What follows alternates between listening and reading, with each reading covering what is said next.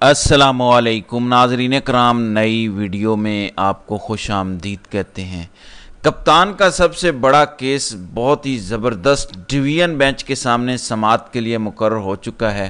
खान ने अगर अदालती फ़ैसलों के नतीजे में एक ऐसा दबाव बिल्ड करना है जिसके बाद कंपनी पैर पकड़ने पर एक बार फिर मजबूर हो जाएगी, इसमें यह केस बहुत ज़्यादा अहमियत रखता है। अगर इस वक्त खान को फौरी तौर पर किसी केस में सज़ा होनी है तो वो यही केस है, जिसके बाद उन्हें मज़ीद 1.5-2 माह जेल में रखा जा सकता है। इस दौरान नई डेवलपमेंट्स हो रही हैं। काजी साहब को एक्सटेंशन देने के लिए नया मंसूबा दोबारा से पुश किया जा रहा है, उससे भी आपको आगाह करता हूँ।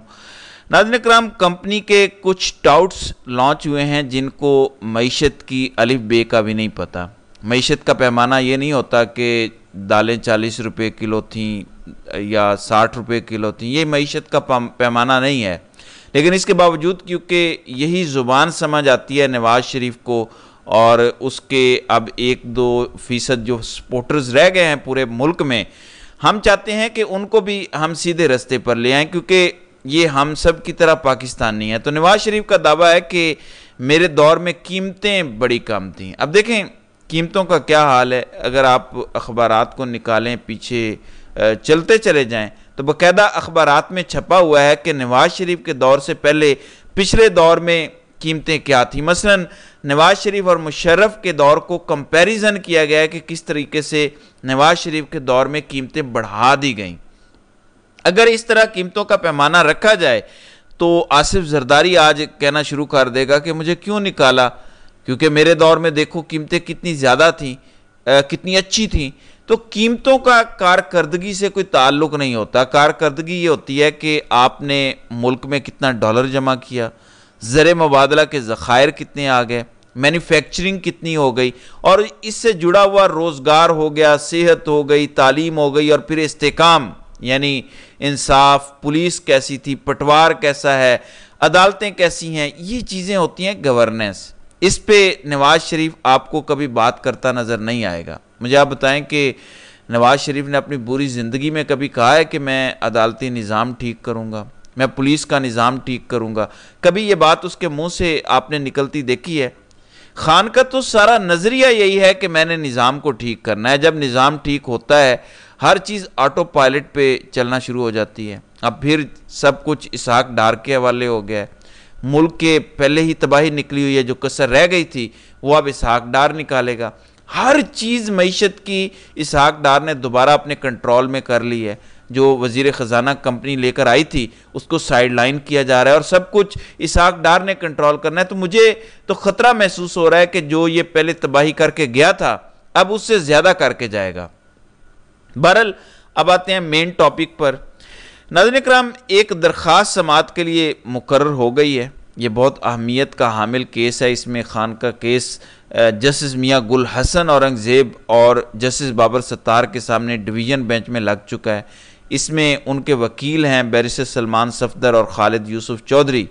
केस ये है कि नैब ये केस 2019 में बंद कर चुका है। उसके बाद हम सब जानते हैं कि आफ्ताब सुल्तान को नवाज़ शरीफ लेकर आए, जो उनके बड़े ख़ास आदमी थे। उन्होंने भी कह दिया कि ये केस नहीं बनता और वो मुस्ताफ़ी हो गए।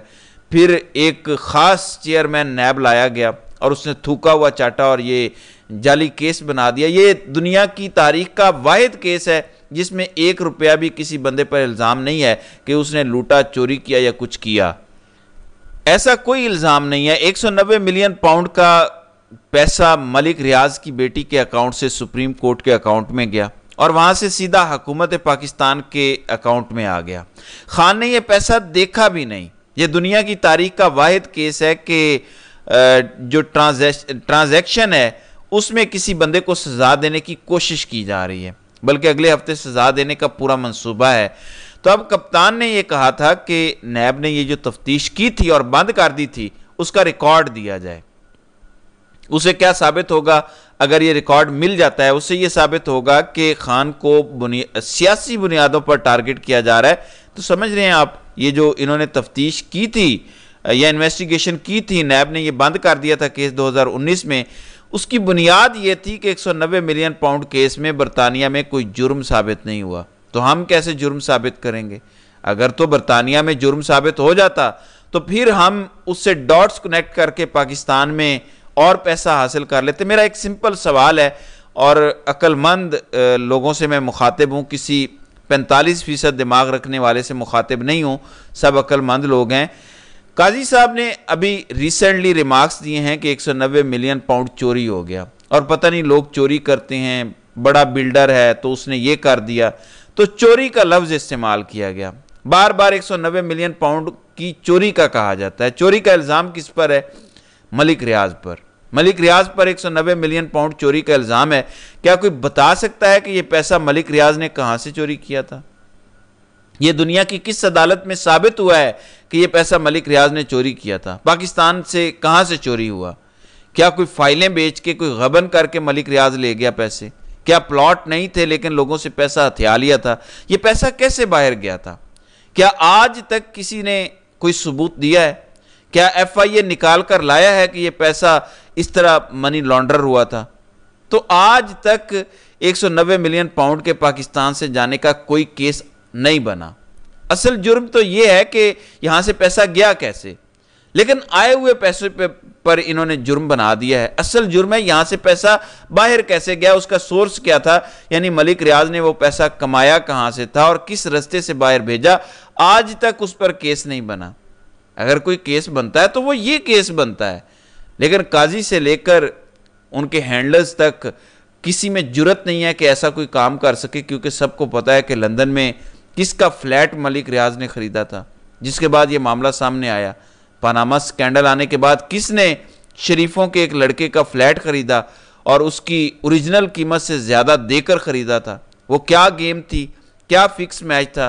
जाहिर है कभी तो ये सामने आएगा, लेकिन आज तक ये जुर्म साबित नहीं कर सके कि मनी लॉन्ड्रिंग हुई थी या नहीं, पैसा चोरी हुआ था या नहीं, कहां से गया, लॉन्चों से गया, बैंक से गया, बैगों में गया, बक्सों में गया, अपनी जेब में डाल के मलिक रियाज ले गया। आज तक ये नहीं पता। जब ये जुर्म साबित होगा तो आगे कोई जुर्म साबित होगा ना। जब तक आप ये इस्टेब्लिश नहीं कर सकते कि यहां कोई जुर्म हुआ था, आगे का पैसा कैसे जुर्म साबित हो जाएगा? इसलिए बरतानिया में कोई जुर्म साबित नहीं हुआ था, सिर्फ आउट ऑफ कोर्ट सेटलमेंट हो गई थी कि हमें एक जुर्माना हुआ है, हम वो पैसा वहां भेज देते हैं, बस दैट्स ऑल। उसके बाद ये पैसा सुप्रीम कोर्ट के अकाउंट में आ गया। खान का इससे कोई लेना देना नहीं है, उनका कोई मफाद नहीं जुड़ा हुआ। और जो ये कहते हैं कि अलकादर यूनिवर्सिटी बना दी, उसका एक टेडी पैसा भी खान के नाम पे नहीं। एक ऐसी चीज है जिसके स्टाम्प पे ये लिखा है कि सारी जिंदगी खान या उसका खानदान इससे कोई माली फायदा नहीं उठा सकता। इतना पक्का सारा निज़ाम किया हुआ है, फिर भी कह रहे हैं कि अलकादर ट्रस्ट केस बन गया है। तो ये केस इसलिए इम्पोर्टेंट है कि अभी इसमें सज़ा अगले हफ्ते देनी है। ये अब समाअत के लिए मुकर्रर हो चुका है, जिसमें अगर तो ये दोनों जजेस जस्टिस बाबर सत्तार और जस्टिस मियां गुल हसन औरंगजेब स्टैंड ले जाते हैं और स्टे दे देते हैं इस केस पे, क्योंकि स्टे का कहा गया है कि इस केस पे स्टे मिल जाए। अगर स्टे मिल जाता है फौरी तौर पे और उसके बाद ये डॉक्यूमेंट्स मांग लिए जाते हैं और वो अदालत आ जाते हैं, अदालत देख लेती है, तो उसके बाद फिर मामला जाहिर है कि बेहतरी की तरफ जा सकता है। तो अगले हफ्ते बहुत कुछ डिसाइड होने जा रहा है, जो कल से स्टार्ट होने वाला है हफ्ता।